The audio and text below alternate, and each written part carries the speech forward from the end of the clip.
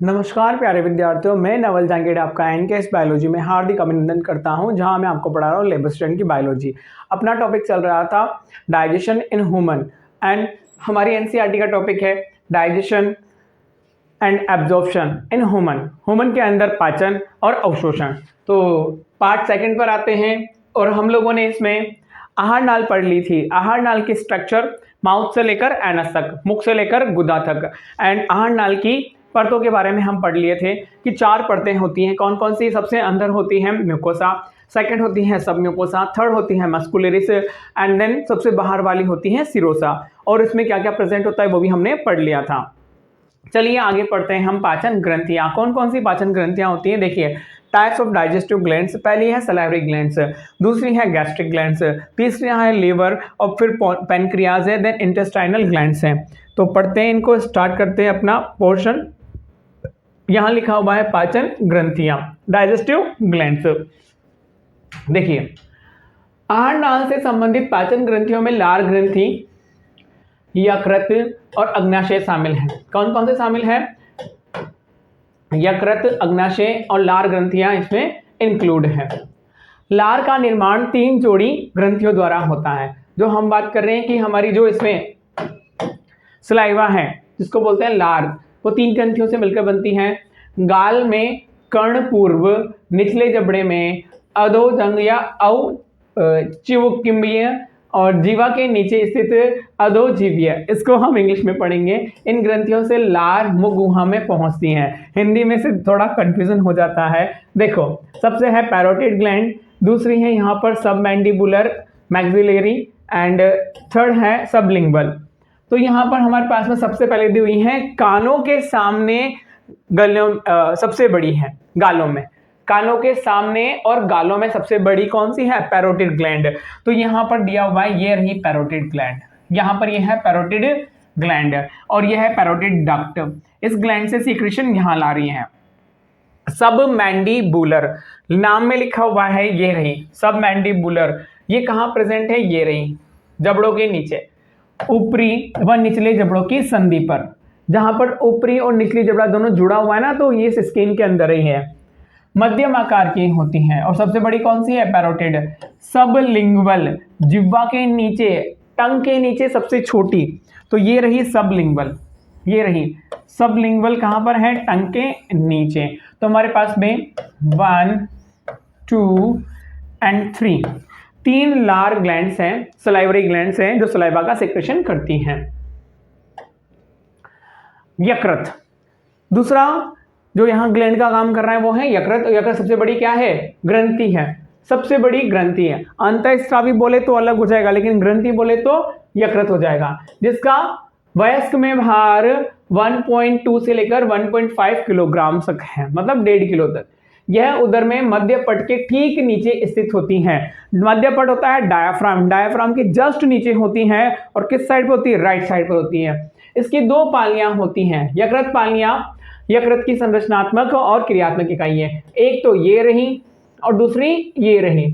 तो इसमें 2 पालियां होती हैं जिनके अंदर यकृत कोशिका रज्जु की तरह व्यवस्थित होती हैं। किसकी तरह होती है? कौड़ की तरह। प्रत्येक पाली संयोजी ऊतक की एक पतली परत से ढकी होती है, जिसे ग्लेंस कैप्सूल कहते हैं। एक संयोजी परत होती है संयोजी ऊतक की, कनेक्टिव टिश्यू की एक लेयर है, उसे बोलते हैं ग्लेंस कैप्सूल। और यकृत की कोशिकाओं से पित्त स्राव होता है। याद रखना, यकृत की जो सेल है वो पित्त का स्त्रवण करती है।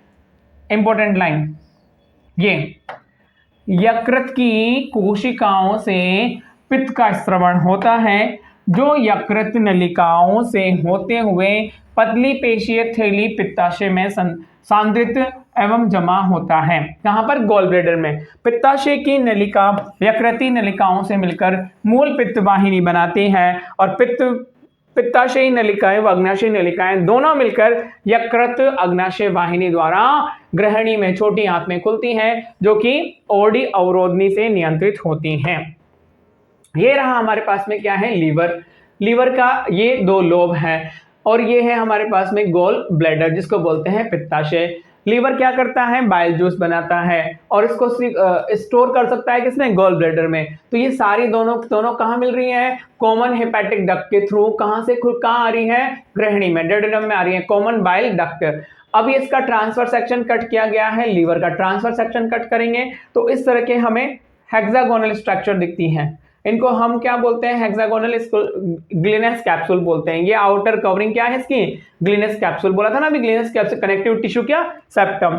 अब इसमें सेंट्रल क्या होती है, वेन्स होती हैं। अब यहाँ पर एक लोब की संरचना दी हुई है जो हेक्सागोनल है। इस तरह से हेक्सागोनल क्या होते हैं, एक लोब होता है जिसमें यहाँ पर बीच वाला तो सेंट्रल वेन्स होती हैं, सेंट्रल वेन्स होती हैं। देन पोर्टल यहाँ पर टाइड होते हैं, पोर्टल वेन्स होती हैं, ब्लड और वेन्स होती हैं यहाँ पर इसके लोब के अंदर हेक्सागोनल स्ट्रक्चर होती है। क्या होती है, हेक्सागोनल स्ट्रक्चर होती है जिसमें ब्लड वेसल्स, बाइल डक्ट और आर्टरीज वगैरह होती हैं। तो ये इसके क्या है, स्ट्रक्चरल यूनिट है किसकी, लीवर की, यकृत की। अगेन ये लीवर, ये रहा यहाँ पर लीवर, और ये है गॉल ब्लेडर, और ये यहाँ पर सिस्टिक डक्ट है, और यहाँ पर कॉमन हिपैटिक डक्ट है इसके थ्रू, और ये है यहाँ पर पैनक्रियाज अग्नाशय, इसकी डक्ट है। तीनों कहाँ खुलती है, स्मॉल इंटेस्टाइन में खुलती है। ये हिपैटिक डक्ट लीवर से, लीवर क्या बना रहा है, बाइल जूस बना रहा है। तो देखो बाइल कहाँ आता है, हिपैटिक डक्ट में, फिर कहाँ जाता है, गॉल ब्लैडर में, फिर सिस्टिक डक्ट से common bile duct, and then common hepatic pancreas duct और ड्यूडेनम, जो किसका पार्ट है, छोटी आंत का पार्ट है, स्मॉल इंटेस्टाइन का। यहां पर भी यही डायग्राम दिया हुआ है। ये रही मेन जो डक्ट है, यहां पर खुल रही है किसमें, स्फिंक्टर में। देखो इधर अग्नाशय सी आकार की ग्रहणी के बीच स्थित एक लंबी ग्रंथि है। कैसी है भाई, सी आकार की है, जो बहिःस्रावी और अंतःस्रावी है। किसके बारे में बोल रहे हैं, पैनक्रियाज के बारे में। ये रही पैनक्रियाज, इस तरह से दोनों ही ग्रंथियों की तरह कार्य करती है। ये मिक्स्ड है, मिक्स्ड का मतलब यहां पर कैसी है, एंडो भी है और एक्सो भी है। बहिःस्रावी भाग से क्षारीय अग्नाशय स्राव निकलता है। याद रखना, जो बाहर वाला पार्ट है उससे कौन सा, बेसिक, जिसमें एंजाइम होते हैं। अग्नाशय से जो स्राव, सारी स्राव निकलता है उसमें क्या होते हैं, एंजाइम। अंतःस्रावी भाग में इंसुलिन और ग्लूकागोन हार्मोन का स्त्रवण होता है। बाहर वाले से तो क्षारीय एंजाइम निकलते हैं, अंदर वाले से इंसुलिन एंड ग्लूकागोन निकलता है। तो दोनों पार्ट का काम करती है कौन, अंतःस्रावी, बहिःस्रावी कौन, अग्नाशय।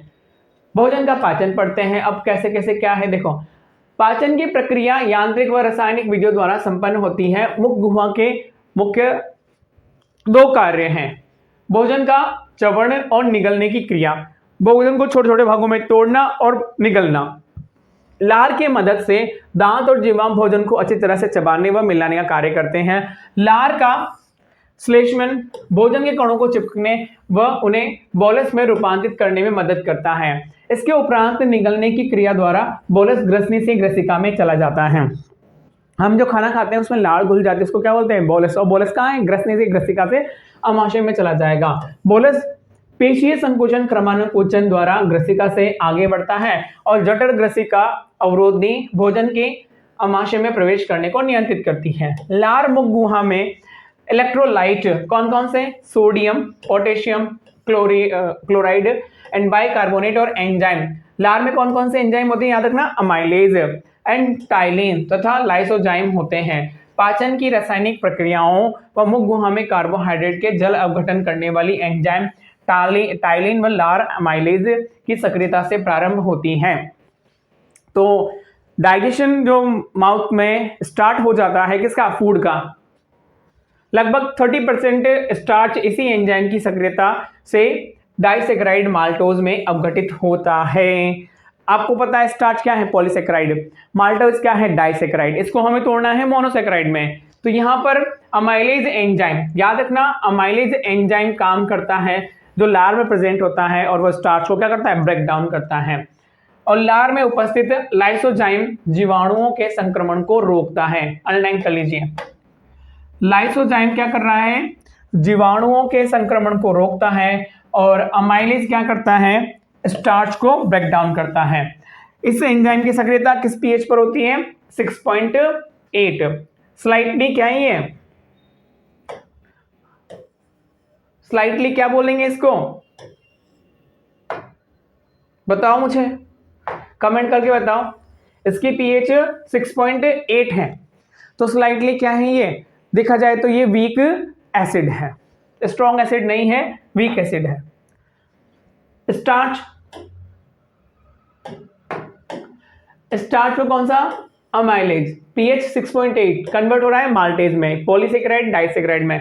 अमाशय की मुकोसा में जठर ग्रंथियां स्थित होती हैं। हमने पढ़ा था कि अमाशय में 4 लेयर्स होती हैं, कौन कौन सी, म्यूकोसा, सब म्यूकोसा, मस्कुलेरिस एंड सिरोसा। तो म्यूकोसा में जठर ग्रंथियां होती हैं, म्यूकोसा में क्या होती है, जठर ग्रंथियां, और यह जठर ग्रंथियां मुख्य रूप से 3 प्रकार की होती हैं। यहां से क्वेश्चन बनेगा, म्यूकोसा का स्त्राव करने वाली श्लेष्मा ग्रीवा कोशिकाएं, पैप्टिक या मुख्य कोशिका जो प्रो एंजाइम पैप्सिनोजन का स्त्राव करती है, पैप्टिक या चीफ सेल जो किसका स्त्राव कर रही है, ये चीफ सेल जिनको हम बोलते हैं, पैप्टिक या मुख्य कोशिकाएं जो प्रो एंजाइम पैप्सिनोजन का स्त्राव करती हैं। और पैप्सिनोजन किसके लिए है, प्रोटीन के लिए।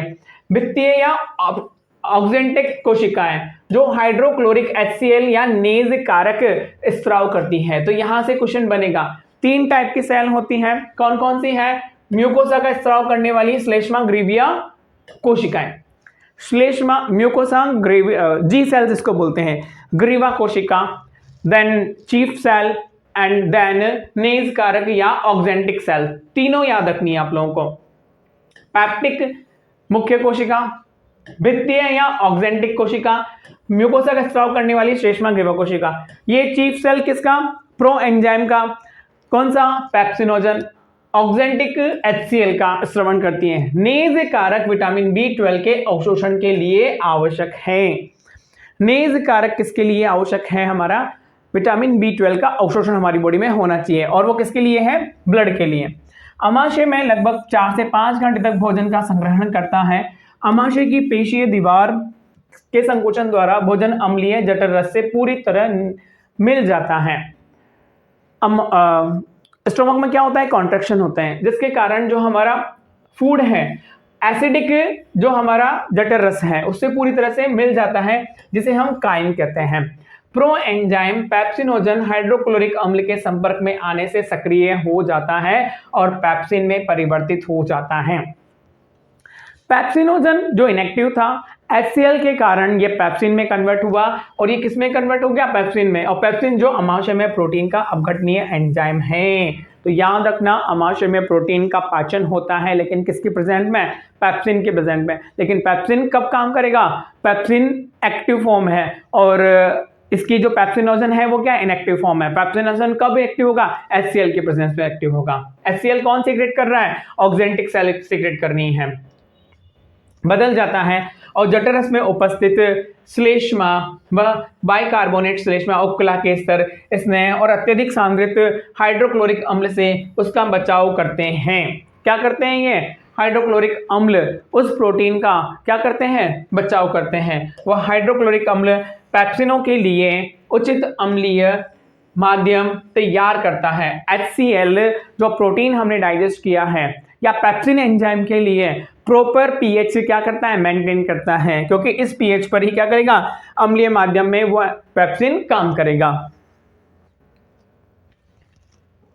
ये रही हमारी कौन कौन सी, ये रही इसकी वॉल, ये वॉल है, ये इतना सा पोर्शन आपको दिखाया हुआ है, ये सब म्यूकोसा है, और ये मुकोसा। म्यूकोसा में इस तरह की क्या होती है, दीवारें होती हैं, ये इतना सा पोर्शन दिखाया हुआ है। तो इसमें हमारे पास में ये तो ग्लैंड हमने बताया था, गैस्ट्रिक ग्लैंड्स हमने बोला था ना, उसमें गैस्ट्रिक ग्लैंड्स होती हैं, तो ये गैस्ट्रिक ग्लैंड। अब इसमें यहाँ ये सेल होती हैं अलग अलग, तो इसमें ये है चीफ सेल, ये कौन सी है, चीफ सेल, और ये है म्यूकोसा सेल, और ये है आप लोगों की पैराइटल सेल। तो हमने वहां पर 3 सेल पढ़ी हैं, ग्रीवा श्लेष्मा कोशिका, दूसरी पढ़ी थी हम लोगों ने चीफ सेल, और तीसरी पढ़ी थी हम लोगों ने यहाँ पर नेज कारक वाली ऑक्जेंटिक सेल।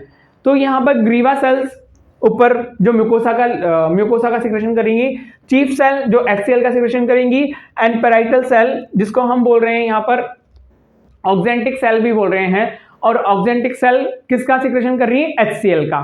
तीनों के फंक्शन याद रखने हैं आप लोगों को। देखिए यहाँ पर म्यूकोसा नेक सेल चीफ जाइमोजन व पैप्टिक सेल है, ऑक्जेंटिक पैराइटल सेल है। अगेन इंपॉर्टेंट लाइन तो यही है कि कौन कौन सी क्या, ये प्रो एंजाइम पेप्सिनोजन का स्रावन करती हैं, ऑक्जेंटिक HCl का या नेज कारक का स्रावन करती हैं। प्रोरेनिन शिशुओं में पाया जाता है। प्रोरेनिन कहां पाया जाता है? शिशु में, वयस्क में नहीं पाया जाता। नवजात में जठर रस में रेनिन नामक प्रोटीन अपघटनीय एंजाइम होता है। नवजातों में, जो न्यूबॉर्न बेबी होते हैं ना, उनमें तो क्या होता है, जठर रस में रेनिन नामक प्रोटीन अपघटनीय एंजाइम होता है, जो दूध के प्रोटीन कैसिन को पचाने में क्या होता है, सहायक होता है। तो हम जैसे बड़े हो जाते हैं तो हमारी बॉडी में प्रोटीन का पूरी तरह से, जो स्पेशली मिल्क में प्रेजेंट प्रोटीन है, उसके डाइजेशन की बात करते हैं। लेकिन बच्चों में मिल्क में प्रेजेंट कैसिन प्रोटीन का डाइजेशन कौन करता है? प्रोरेनिन होता है। छोटी आंत का पेशीय स्तर कई तरह की गतियां संपन्न करता है या उत्पन्न करता है। इन गतियों में से भोजन विभिन्न स्त्रावों से अच्छी तरह मिल जाता है। कौन सी? स्मॉल इंटेस्टाइन में, ड्यूडेनम, जेजुनम और इलियम। और पाचन की क्रिया सरल हो जाती है यकृत, अग्नाशय नलिकाओं द्वारा पित्त। अब बेटा आप लोगों से याद रखना, क्वेश्चन बनता है कि पित्त में कौन से एंजाइम पाए जाते हैं। मैं बता दूं, पित्त में कोई एंजाइम नहीं पाया जाता। ये क्वेश्चन कई बार पूछा जाता है। पित्त में कोई एंजाइम नहीं पाया जाता। तो यकृत कौन सा एंजाइम सीक्रेट करती है? नहीं। यकृत जो हमारी लीवर ग्लैंड है, सबसे बड़ी ग्रंथि है, वो कोई एंजाइम सीक्रेशन नहीं करती। अग्नाशय रस आंत्र व छोटी आंत में छोड़े जाते हैं। अग्नाशय रस में trypsinogen, chymotrypsinogen, procarboxypeptidase, amylase and nuclease निष्क्रिय रूप में होते हैं। ये याद रखना। अग्नाशय रस में कौन कौन से एंजाइम है? Trypsinogen, chymotrypsinogen, procarboxypeptidase, amylase, nuclease enzyme निष्क्रिय रूप में होते हैं। आंत्र म्यूकोसा द्वारा स्रावित, इंपॉर्टेंट, आंत्र की म्यूकोसा द्वारा स्रावित एंटायरोकाइनेज द्वारा ट्रिप्सिन को सक्रिय ट्रिप्सिन में बदला जाता है, और जो अग्नाशय रस के अन्य एंजाइमों को क्या करता है? सक्रिय करता है। ग्रहणी में प्रवेश करने वाले पित्त में पित्त वर्णक, याद रखना, आ गया। पित्त में क्या होता है? पित्त वर्णक बिलीरुबिन एंड बिलीवर्डिन होता है। पित्त लवण होते हैं, कोलेस्ट्रॉल होता है, फास्फोलिपिड होता है, लेकिन कोई एंजाइम नहीं होता। बस ये क्वेश्चन की लाइन है, यहां से क्वेश्चन पूछेगा, लेकिन कोई एंजाइम नहीं होता। ये यदि बात की जाए तो अधीनस्थ बोर्ड और आरपीएससी का फेवरेट क्वेश्चन है। यहां से क्वेश्चन बनता ही बनता है। यहां से क्वेश्चन बनता है कि पित्त लवण होगा, कोलेस्ट्रॉल होगा, फॉस्फोलिपिड होंगे, लेकिन कोई एंजाइम नहीं होता। किसमें? पित्त में। तो यकृत जो ग्लैंड है वो कोई एंजाइम सीक्रेट नहीं करती किसी भी टाइप का। पित्त वसा के काम क्या करता है? देखो, पित्त वसा के इमल्सीकरण में मदद करता है और उसे बहुत छोटे छोटे मिसेल कणों में तोड़ता है। बायजू क्या करता है? वसा के इमल्सीकरण में बेनिफिटेड है, मतलब लाभदायक है वसा के इमल्सीकरण में। और पित्त लाइपेज एंजाइम को भी क्या करता है? एक्टिव करता है।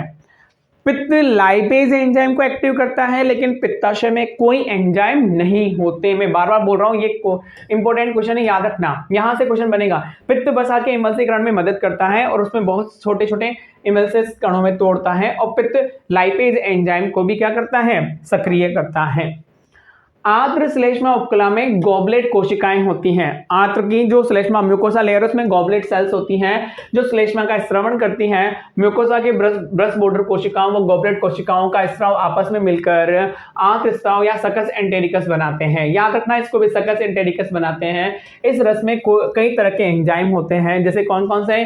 ग्लाइकोसाइडेज, डाइपेप्टाइडेज, एस्टरेज, न्यूक्लियोसाइडेज आदि। म्यूकोस अग्नाशय के बाइकार्बोनेट के साथ मिलकर आंत्र म्यूकस की अम्ल दुष्प्रभाव से रक्षा करता है तथा एंजाइम की सक्रियता के लिए आवश्यक क्षारीय मीडियम प्रोवाइड करता है। कहां पर? इंटेस्टाइन में। इस प्रक्रिया में सब म्यूकोसा ब्रूनर ग्रंथि की मदद करती है। किसकी? ब्रूनर ग्लैंड की।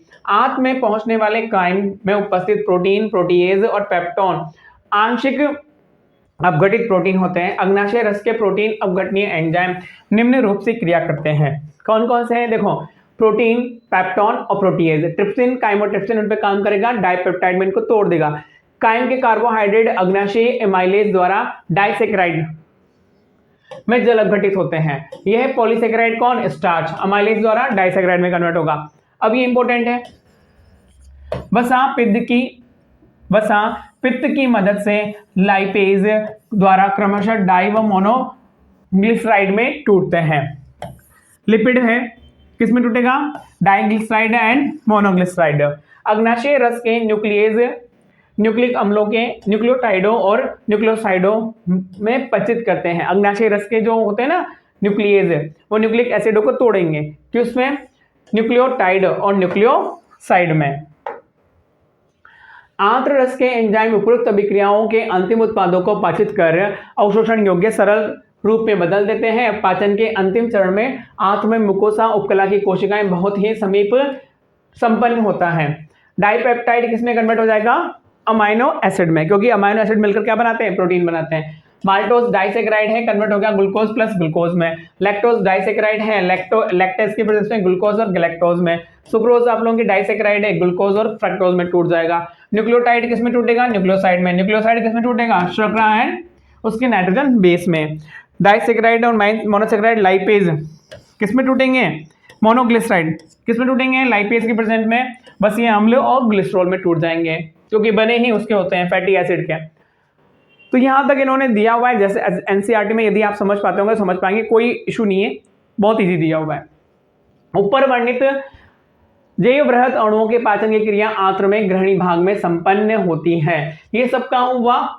स्मॉल इंटेस्टाइन के ड्यूडेनम पार्ट में। इस तरह निर्मित सरल पदार्थ छोटी आंत्र के अग्र शुद्रांत से शुद्रांत्र भागों में अवशोषित होते हैं और अपचित तथा अनअवशोषित पदार्थ बड़ी आंत में चले जाते हैं।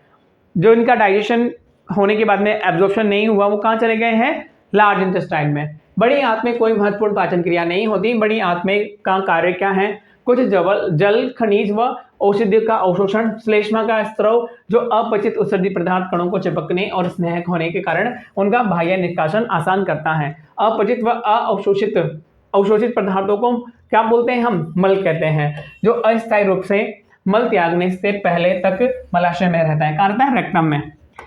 जठर यांत्रिक पथ की क्रियाएं विभिन्न अंगों से उचित समन्वय के लिए तंत्रिका और हार्मोन के नियंत्रण से होती हैं।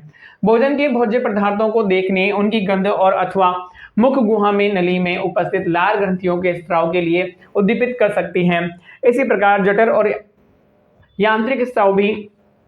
आंतरिक स्त्राव भी तंत्रिका संकेतों के उद्दीपन से होते हैं। आहार नाल के विभिन्न भागों की पेशियों की सक्रियता भी स्थानीय व केंद्रीय तंत्रिका कोशिकाओं द्वारा नियमित होती है। हार्मोनल नियंत्रण के अंतर्गत जठर और यांत्रिक म्यूकोसा से निकलने वाली हार्मोन पाचक रसों के स्त्राव को क्या करते हैं? नियंत्रित करते हैं। जंतुओं की ऊर्जा आवश्यकता व भोजन में निहित ऊर्जा को ऊष्मीय ऊर्जा के रूप में व्यक्त किया जाता है, क्योंकि अंत में सभी प्रकार की ऊर्जा ऊष्मीय ऊर्जा में क्या होती है? परिवर्तित हो जाती है। इसे सामान्यतः हम 1 कैलोरी कहते हैं। क्या बोलते हैं? कैलोरी बोलते हैं, या जूल के रूप में मापा जाता है, जो 1 ग्राम जल के ताप को 1 डिग्री सेंटीग्रेड तक गर्म करने की ऊर्जा की मात्रा है। क्या बोल रहे हैं? 1 ग्राम जल को कितना टेम्परेचर बढ़ाना है? 1 डिग्री सेल्सियस बढ़ाना है, तो वही एनर्जी क्या है आप लोगों की? 1 जूल है, क्योंकि यह ऊर्जा की अल्प मात्रा है। अतः कार्य की वैज्ञानिक प्राय किलो कैलोरी अथवा किलो जूल का प्रयोग करते हैं। 1 किलो कैलोरी ऊर्जा की वह मात्रा है जिसकी आवश्यकता 1 किलो जल का ताप 1 डिग्री सेंटीग्रेड बढ़ाने के लिए होती है। पोषण वैज्ञानिकों ने परंपरागत ढंग से किलो कैलोरी व जूल में व्यक्त करते हैं। एक बम कैलोरी मीटर 1 ग्राम खाद्य पदार्थ के पूर्ण दहन से मोचित ऊर्जा को खाद्य स्थूल कैलोरी माप अथवा स्थूल ऊर्जा में मापन कहते हैं। अब यहां से ध्यान देना, 1 ग्राम खाद्य पदार्थ की वास्तविक दहन ऊर्जा उस खाद्य पदार्थ की कार्य की मान है। अब सबका अलग अलग है, कार्बोहाइड्रेट, प्रोटीन और फैट। स्थूलीय ऊष्मीय ऊर्जा क्रमशः 4.1 है किसकी? कार्बोहाइड्रेट की। प्रोटीन की कितनी है? 5.65 किलो कैलोरी। वसा की कितनी है? 9.45 किलो कैलोरी। बोल रहे हैं सेम अमाउंट में 1 ग्राम कार्बोहाइड्रेट, 1 ग्राम आप लोग फैट ले लीजिए, 1 ग्राम प्रोटीन ले लीजिए, तो सबसे ज्यादा एनर्जी किसको मिलेगी? आप लोगों को सबसे ज्यादा एनर्जी मिलेगी फैट से। फिर सेकंड नंबर पे कौन आएगा? जो फैट से कम एनर्जी मिलेगी किसमें, प्रोटीन में, और सबसे कम एनर्जी मिलेगी किससे, कार्बोहाइड्रेट से। ये इन्होंने दिया हुआ है। जबकि उनका कार्यकारी ऊर्जा का मान क्रमशः 4 kilo calorie and 9 kilo calorie gram है। कार्यकारी ऊर्जा फिजिकल एनर्जी कौन सी है, कितनी है, 4 किलो कैलोरी पर ग्राम एंड 9 किलो कैलोरी पर ग्राम। तो सबसे ज्यादा एनर्जी कितनी किससे मिलती है, फैट से, उसके बाद में प्रोटीन से, और सबसे कम में से कार्बोहाइड्रेट से। लेकिन इंस्टेंट एनर्जी, सबसे जल्दी एनर्जी किससे मिलती है, कार्बोहाइड्रेट से। यहां तक हमने इसमें सहायक ग्रंथियां और पाचन भी पढ़ लिया है। आगे इसमें कुछ डिजीज दी हुई हैं, उनके बारे में डिस्कस करेंगे नेक्स्ट पार्ट में। तो आपको जो भी डाउट आप मुझे कमेंट करके बता देना, मैंने वो पॉइंट बताए जहां से क्वेश्चन बन सकते हैं।